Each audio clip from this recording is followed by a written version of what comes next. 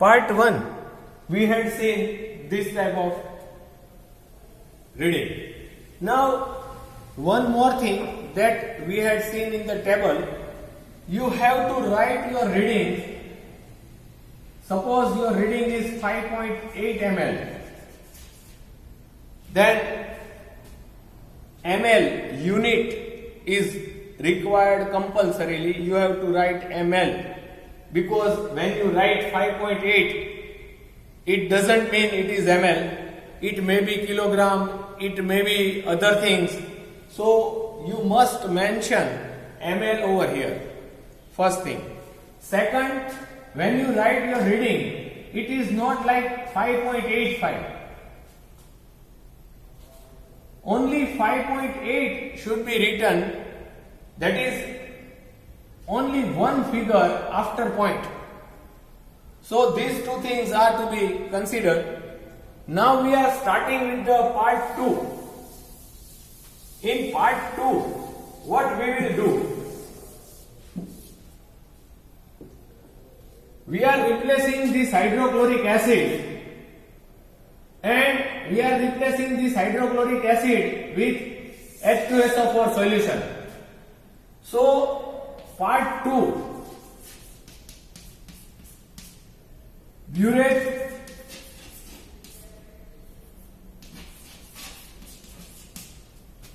Y molar H2SO4 solution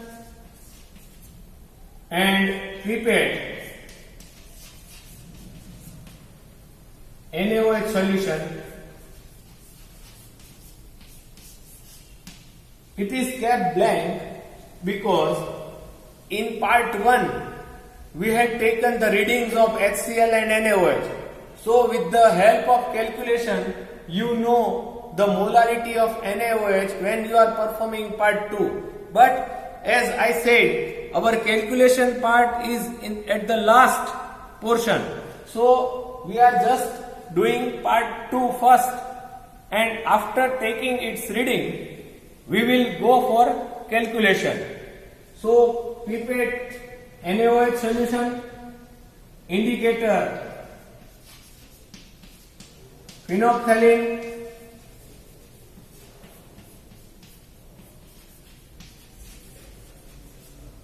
and color change, pink to colorless.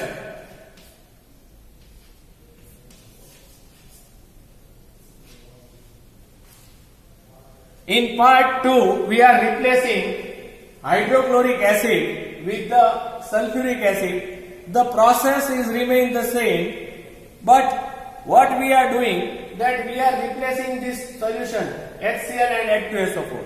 Why? That in part 1 we had molarity of HCl, and after calculation we know the molarity of NaOH. Now with the help of molarity of NaOH, we are finding the molarity of H2SO4.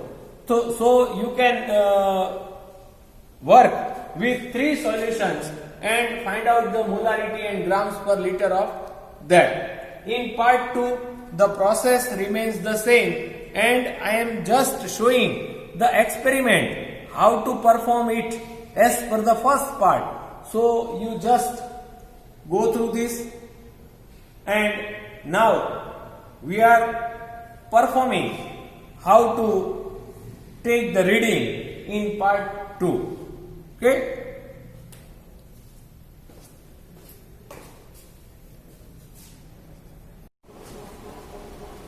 હવે મિત્રો આપણે બીજો ભાગ શરૂ કરવા જઈ રહ્યા છીએ.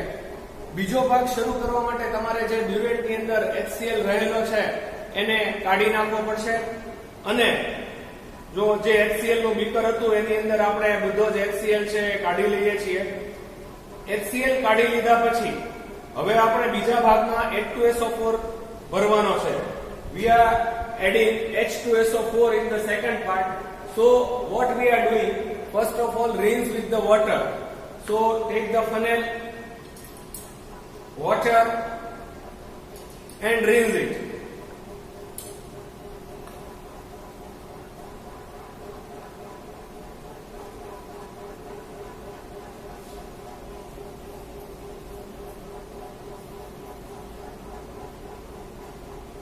Now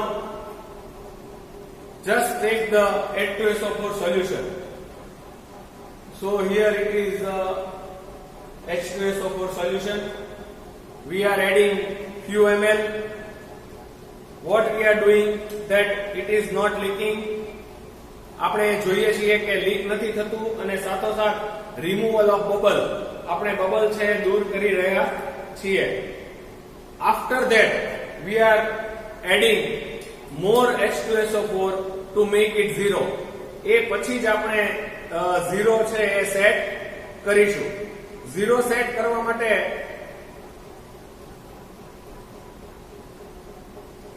તમારે સ્ટેન્ડમાં મૂકીને પણ કરી શકો અને તમને જો એ ન ફાવે તો તમે સીધું જ પણ સેટ કરી શકો એમ છો. તો આપણે નીચેની સપાટી રંગવિહીન દ્રાવણ છે એટલે નીચેની સપાટી છે 0 એ સેટ કરી અને એને અગેન આપણે સ્ટેન્ડમાં ગોઠવી દઈએ. સ્ટેન્ડમાં બ્યુરેટ ગોઠવો ત્યારે ત્રાંસી ન હોય એ જોવાનું. એટલે કે માનો કે બ્યુરેટ આવી રીતે ન થઈ જવી જોઈએ, એ સીધી જ હોવી જોઈએ. બરાબર. હવે આપણે કોનિકલ ફ્લાસ્કમાં જે આપણે વોશ કરી લીધો, કોનિકલ ફ્લાસ્કમાં NaOH નું સોલ્યુશન તો એ જ લેવાનું છે જે આપણે ગયા વખતે લીધું હતું. બરાબર. અને હવે આપણે NaOH લઈ રહ્યા છીએ.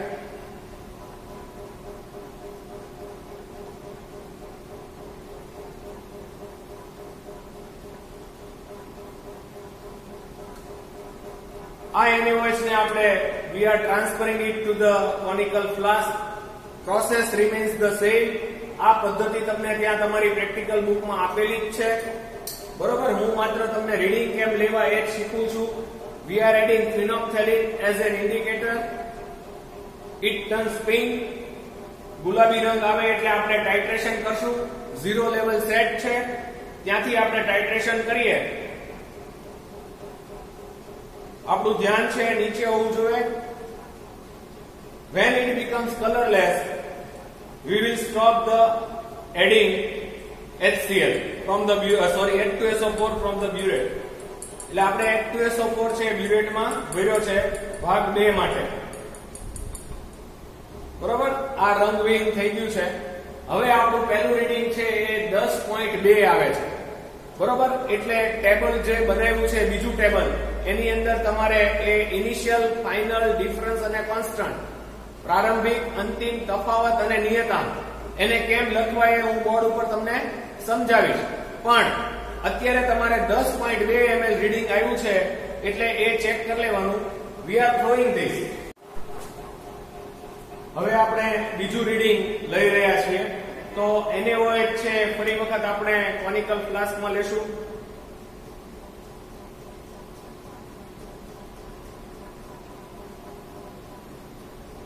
Transfer it into the conical flask.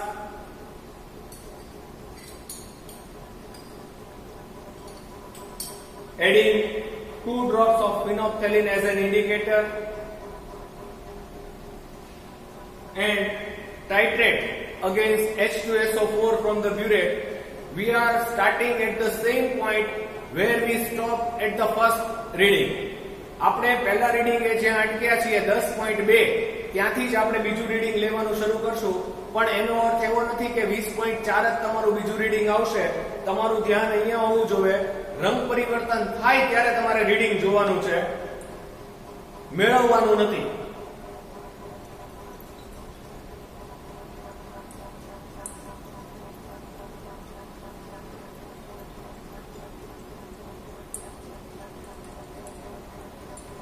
જો આ રંગ પરિવર્તન થઈ ગયું. અત્યારે અહીંયા આગળ 20.4 આવવું જોઈતું હતું પણ એવું થયું નથી. 20.5 ml છે રીડિંગ આવે છે એટલે આપણે એ નોંધશું. બરોબર. એટલે રીડિંગ કેવી રીતે લેવાના એ પહેલા ભાગમાં પણ આપણે વિડીયો જોયો, બીજા ભાગમાં પણ વિડીયો જોયો. હવે આપણે બોર્ડમાં રીડિંગ કેવી રીતે લખી એની ગણતરી કેવી રીતે કરવી એ સમજશું. ઓકે.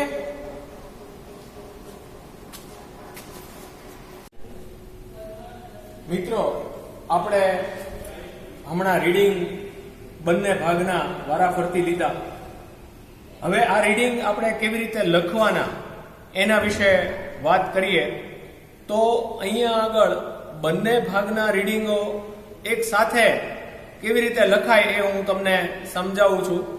હવે જો તમે બરોબર વિડીયો ધ્યાનથી જોયો હશે તો તમને ખ્યાલ હશે કે આપણે પહેલા ભાગમાં 9.5 છે એ રીડિંગ આવતું હતું, બરોબર. હવે આ રીડિંગ કેવી રીતે લખવાનું છે તો આ બંને ટેબલ મેં અહીંયા તૈયાર કરીને રાખ્યા છે. આ બંને ટેબલ તમારી રેકોર્ડ બુકમાં તમારે ડ્રો કરી લેવાના.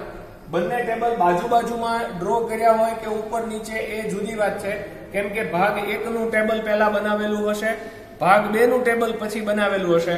તો આ રીતે ટેબલ એક જ સરખા બનાવવાના છે કે અહીંયા તમારે ઇનિશિયલ એટલે કે પ્રારંભિક, ફાઇનલ ધેટ મીન્સ અંતિમ, ડિફરન્સ તફાવત,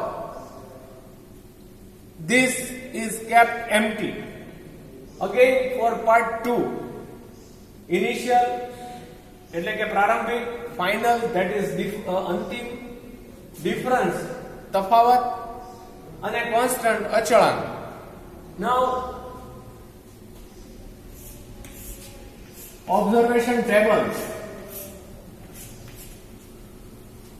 for part 1 we are starting with 0.0 ml solution of hydrochloric acid. What we have done in part 1, we had titrated hydrochloric acid versus NaOH. So we had taken hydrochloric acid in the burette and we started with the 0.0 ml. Burette માં આપણે hydrochloric acid ભરી અને 0.0 ml થી શરૂઆત કરી હતી. એનું પહેલું રીડિંગ આપણને મળ્યું 9.5 ml. મેં અગાઉ તમને કીધું છે મિત્રો કે તમારું રીડિંગ છે 9.5 એક્ઝેક્ટ લખાવવું જોઈએ, એટલે કે પોઈન્ટ પછી એક આંકડો આવવો જોઈએ. આવી રીતે 9.55 કે 9.51 આ લખવાનું નથી, બરોબર. એટલે આ વસ્તુ છે ખાસ યાદ રાખજો. એટલે તફાવત છે તમારો 9.5 ml આવે છે.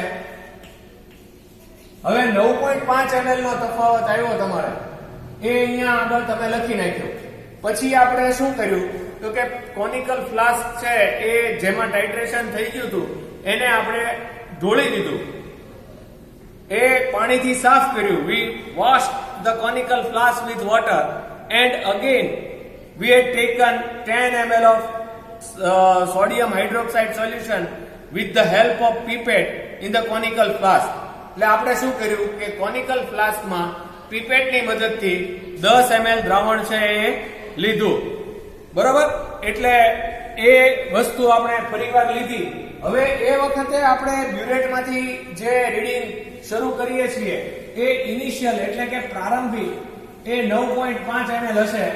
વેર વી સ્ટોપ, આપણે જ્યાં અટક્યા હતા ત્યાંથી જ આપણે એ શરૂ કરવાનું છે ટાઇટ્રેશન. એટલે આપણું ઇનિશિયલ 9.5 ml થશે. રીડિંગ લેતા હતા ત્યારે પણ મેં તમને સમજાવ્યું હતું કે તમે લોકો એ રીડિંગ બ્યુરેટ સામે જોઈને નથી લેવાનું, કોનિકલ ફ્લાસ્કની સામે જોઈને લેવાનું છે. એટલે બીજી વખતે અહીંયા તરત જ 19 ml લખી નાખવાનું નથી. જે આવ્યું હોય એ તમારે લખવાનું છે. એટલે આપણે આવ્યું હતું 18.8 ml, that is 9.3 ml difference is there. તો આ રીતે એક પછી એક રીડિંગ લેતા જવાના અને એ રીડિંગ તમે લેતા જાઓ તો અહીંયા આગળ તમને ચોક્કસ પ્રકારનો ડિફરન્સ છે જોવા મળશે અને એ પ્રમાણે તમારે અહીંયા આગળ રીડિંગ નો બાદબાકી આવશે. હવે એ ધ્યાન રાખવાનું કે તમે જ્યારે 3 રીડિંગ લઈ લો અને ત્રણેય રીડિંગ, માનો કે આ રીડિંગ નો તફાવત પણ 9.5 ml આવ્યો, ઓકે, લાવી નથી દેવાનું. જો આવ્યો હોય તો તમારે એ રીડિંગ લઈ અને લખવાનું છે કે તમે કઈ રીતે લખશો. હવે અહીંયા આગળ આ રીડિંગ અને આ રીડિંગ એ ઓલમોસ્ટ સરખા છે, એટલે આપણે અચળાંક તરીકે 9.5 ml છે લઈ લઈએ છીએ. બરોબર. ભાગ 1 પૂરો થઈ ગયો. પછી આપણે ભાગ 2 શરૂ કરતા હતા. ભાગ 2 માં આપણે શું કર્યું તો કે અહીંયા આગળ બ્યુરેટમાં HCl ના જગ્યાએ H2SO4 છે એ આપણે ભર્યો. બ્યુરેટમાં HCl ના સ્થાને H2SO4. We have changed the solution. We removed the hydrochloric acid from the burette and we had added sulfuric acid to the burette and make it 0. And we are titrating it against NaOH. NaOH remains the same in both the titration. આપણે NaOH ને બદલાવતા નથી. NaOH છે એ બંને ભાગમાં એક જ સરખો રહે છે. પહેલા ભાગમાં હાઇડ્રોક્લોરિક એસિડ છે, બીજા ભાગમાં H2SO4 છે. So again we have started with 0.0 ml and our final reading is 10.2 ml. So difference is 10.2 ml. We had thrown that solution. આપણે દ્રાવણ ઢોળી નાખ્યું, કોનિકલ ફ્લાસ્કને પાણીથી સાફ કર્યો, બીજી વખત 10 ml NaOH લીધું, એટલે આપણું ઇનિશિયલ શું થશે 10.2 ml.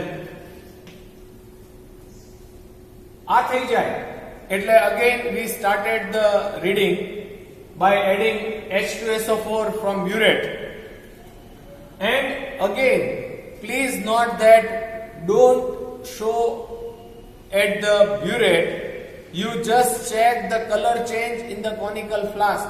તમારે બ્યુરેટ સામે જોવાનું નથી, તમારે કોનિકલ ફ્લાસ્કમાં જે રંગ પરિવર્તન આવે ત્યાં ધ્યાન રાખવાનું છે. એટલે બીજું રીડિંગ 20.4 આવશે જ એવું માની લેવાનું નથી. જે આવે એ તમારે લખવાનું છે અને એટલા માટે આપણે જ્યારે રીડિંગ લીધું ત્યારે એ 20.5 ml.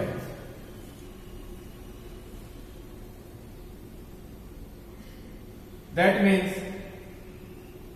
the difference of 10.3 ml. અને આ રીતે બીજા રીડિંગ છે તમે લેતા જાઓ. Again you go for third time. ત્રીજી વખત તમે લીધું અને રીડિંગ છે તમારું માનો કે ડિફરન્સ છે આ ઇનિશિયલ આ થશે 20. અને તમે એને ટાઇટ્રેટ કર્યું અને એ જે તમારું રીડિંગ આવ્યું એ 30.8 આવ્યું, તો ડિફરન્સ છે 10.3 ml આવ્યો.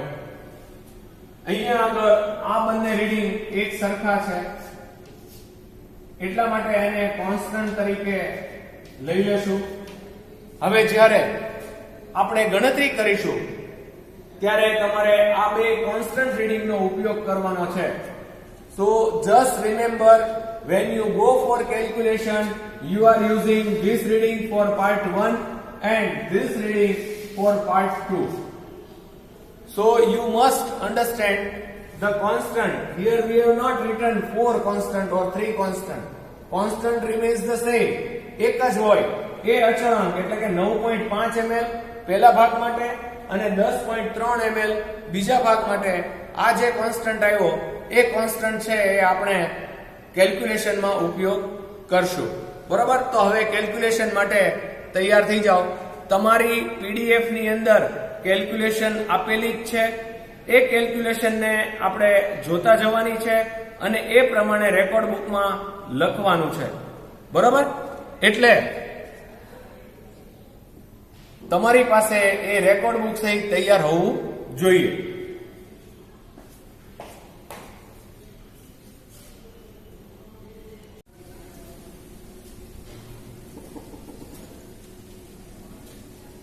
હવે આપણે ગણતરી કેલ્ક્યુલેશનનો પાર્ટ છે એ જોઈએ.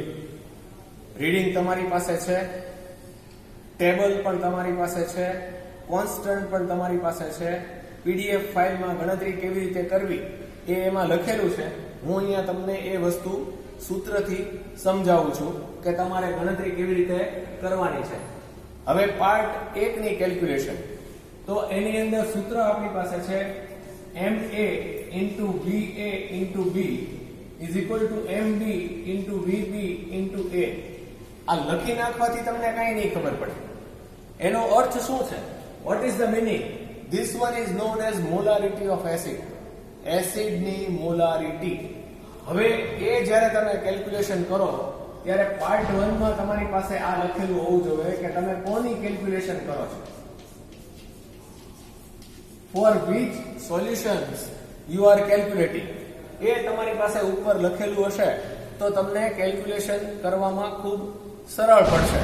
બરોબર? તો molarity of acid into volume of acid into basicity of acid, એટલે એનો અર્થ એવો થાય છે કે મોલારિટી, એસિડની મોલારિટી, આ એસિડનું કદ, વોલ્યુમ ઓફ એસિડ અને બેઝિસિટી ઓફ એસિડ એટલે કે દ્રાવણની બેઝિકતા. મોલારિટી ઓફ બેઝ એટલે કે બેઝની મોલારિટી, વોલ્યુમ ઓફ બેઝ, બેઝનું કદ અને એસિડિટી ઓફ બેઝ, બેઝની એસિડિકતા. તો આ પ્રમાણે આપણે કેલ્ક્યુલેશન કરીએ તો મોલારિટી ઓફ એસિડ, આમાં એસિડ કયો છે? તો કે એસિડ છે એ હાઇડ્રોક્લોરિક એસિડ છે. એની મોલારિટી આપેલી છે કે હા, એની મોલારિટી આપેલી છે 0.1. વોલ્યુમ ઓફ એસિડ, એસિડનું કદ કયું? તો કે આપણો એસિડ HCl છે, એસિડનું કદ કયું છે? તો કે પહેલા ભાગનો અચળાંક ગુણ્યા 9.5 ઇન્ટુ હાઇડ્રોક્લોરિક એસિડ કેટલા હાઇડ્રોજનને મુક્ત કરશે? કે 1. મોલારિટી ઓફ બેઝ NaOH છે, NaOH ની મોલારિટી આપણે શોધવાની છે, એટલે મોલારિટી ઓફ બેઝ એમને. વોલ્યુમ ઓફ બેઝ, બેઝનું કદ, તો કે કદ કેટલું લીધું હતું? તો NaOH આપણે પીપેટની મદદથી લીધો હતો, એટલે પીપેટ 10 ml ની હતી, એટલા માટે અહીંયા 10. અને એસિડિક બેઝની એસિડિકતા, તો કે કેટલા OH મુક્ત થાય છે? તો ગુણ્યા 1. હવે આપણે આ MB ને કરતા બનાવવાનો છે, એટલે આ ગુણાકારમાં રહેલી વસ્તુઓ છે એ બધી ભાગાકારમાં આવશે, પણ આપણે લખીએ છીએ MB ને આ બાજુ અને આને આ બાજુ, એટલે ઊંધું ન થઈ જાય એની કાળજી રાખીને MB બરાબર 0.1 into 9.5 into 1 divided by 10 into 1. તો તમારી પાસે જવાબ આવશે 0.095 મોલર. અહીંયા આગળ પોઈન્ટ પછી 3 ફિગર તમારે લખવાના થશે અને કેપિટલ M વડે એનો એકમ દર્શાવવાનો છે. ભાર સાંદ્રતા માટે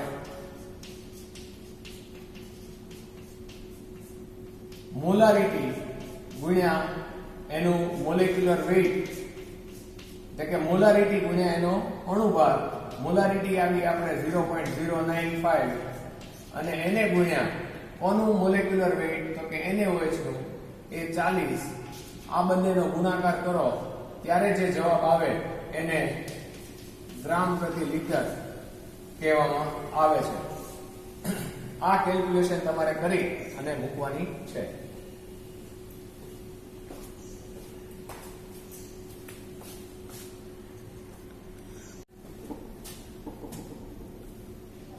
તમે લોકોએ ગણતરી કરી હશે અને ગણતરી પછી જવાબ છે એ 3.8 આવે છે.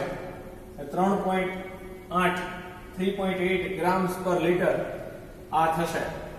હવે પહેલા ભાગની ગણતરી પૂરી થઈ ગયા પછી આપણે બીજા ભાગની ગણતરી છે કરવાની છે, પણ અહીંયા આગળ ખાસ એક યાદ રાખવાનું કે આપણે હાઇડ્રોક્લોરિક એસિડની મોલારિટી જાણતા હતા, આપેલી હતી, હેતુમાં હતું. We have given 0.1 molar hydrochloric acid, so molarity is known, અને એની મદદથી આપણે NaOH ની મોલારિટી છે એ શોધી હતી. હવે આપણે આગળ જઈએ છીએ પાર્ટ 2 માટે. ત્યારે પાર્ટ 2 માટે આપણી પાસે સોલ્યુશન ક્યાં છે? તો આપણી પાસે NaOH છે અને H2SO4 છે. આ જો ઉપર લખેલું હશે તો તમને એ સરળ પડશે કે આની કેલ્ક્યુલેશન કેવી રીતે કરવાની. બરાબર? સૂત્ર આપણું એનું એ જ છે MA into VA into B is equal to MB into VB into A.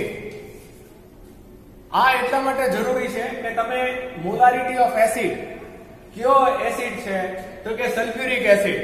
Sulphuric acid ની મોલારિટી આપણને આપી છે તો કે ના, નથી આપી, એ આપણે શોધવાની છે. એટલે આપણી પાસે અહીંયા MA એમનેમ રહેશે. હવે બીજા ભાગમાં આપણે જે રીડિંગ લીધા એને આધારે વોલ્યુમ ઓફ એસિડ H2SO4 નું કદ આપણને મળ્યું છે તો કે હા, બ્યુરેટ માંથી આપણે જે રીડિંગ લીધા એને આધારે આપણને ખબર છે કે એ 10.3 ml 10.3 ml according to burette reading in part 2 that we had seen in observation table. બરોબર? તો એ 10.3 અહીંયા લખ્યું છે.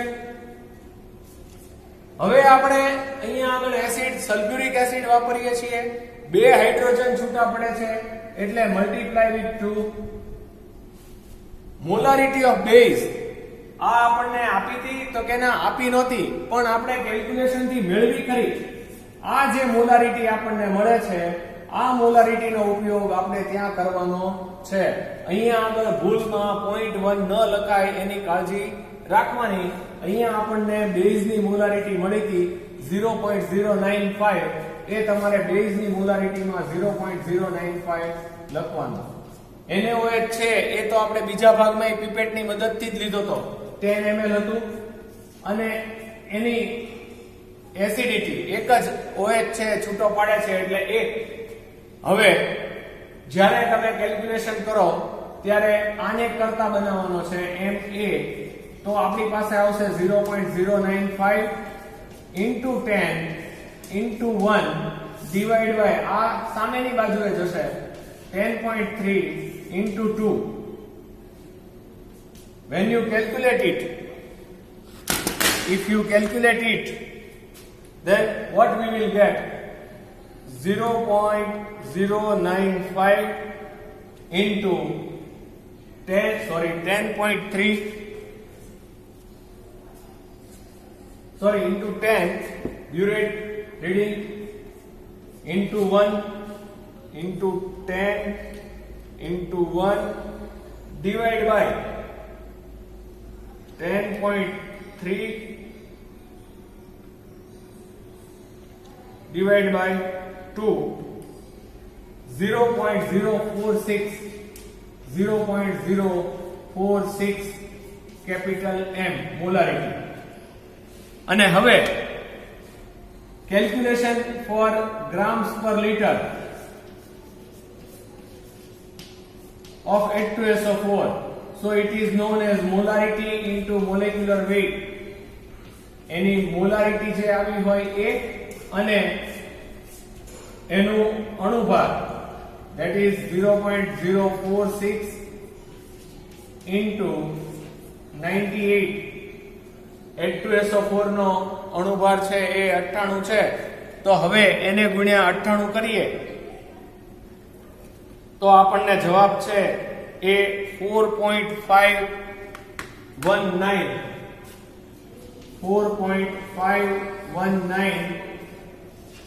ગ્રામ્સ પર લીટર મળે છે. તો આ રીતે આ આખી કેલ્ક્યુલેશન થઈ અને છેલ્લે રિઝલ્ટમાં તમારે જે જગ્યાએ જે પરિણામ આવ્યા છે એ ત્યાં આગળ તમારે લખવાના રહેશે. બરોબર? તો આ રીતે જ્યાં આગળ H2SO4 ની મોલારિટી આપેલી હોય ત્યાં આ H2SO4 ની મોલારિટી લખવાની, જ્યાં NaOH ની મોલારિટી આપી હોય ત્યાં NaOH ની મોલારિટી લખવાની, જ્યાં H2SO4 ના ગ્રામ પ્રતિ લિટર આપ્યા હોય ત્યાં એ લખવાનું રિઝલ્ટ ટેબલમાં, અને જ્યાં આગળ NaOH ના ગ્રામ પ્રતિ લિટર આપ્યા હોય ત્યાં એ પ્રમાણે લખવાનું. જો આ તમારું રિઝલ્ટ ટેબલ છે એ અહીંયા આગળ દર્શાવેલું છે નીચે. બરોબર? તો અહીંયા આગળ તમામ વિગતો ઉપર ટેબલમાં જે લખાણ છે એ જોઈ અને એ પ્રમાણે ત્યાં તમારે ભરવાની રહેશે. તો આ સાથે આપણો પહેલો વોલ્યુમેટ્રિક એક્સરસાઇઝ નો પોર્શન છે એ પૂરો થાય છે. We have completed the first volumetric exercise with all these readings and calculation, and you have to write it in your record book. બરોબર? હવે આ જ પ્રમાણે તમારે લખવાનું છે, એટલે ખાસ ધ્યાન રાખજો. લખવાનું કેવી રીતે એ માહિતી છે તમને અલગથી આપવામાં આવશે. પણ અગાઉ જેઠવા સાહેબે કીધું છે એમ આ બાજુના ભાગમાં, એટલે કે તમારું જે પેજ હોય, માનો કે આ આખું તમારું પેજ છે, એમાં નોટમાં આ બે ભાગ પડતા હોય, તો અહીંયા આગળ જમણી બાજુએ હેતુ, પદ્ધતિ, પરિણામ આવશે અને ડાબી બાજુએ ગણતરી અને અવલોકન કોઠો, ઇક્વેશન, ગણતરી, આ બધું આ બાજુ આવશે.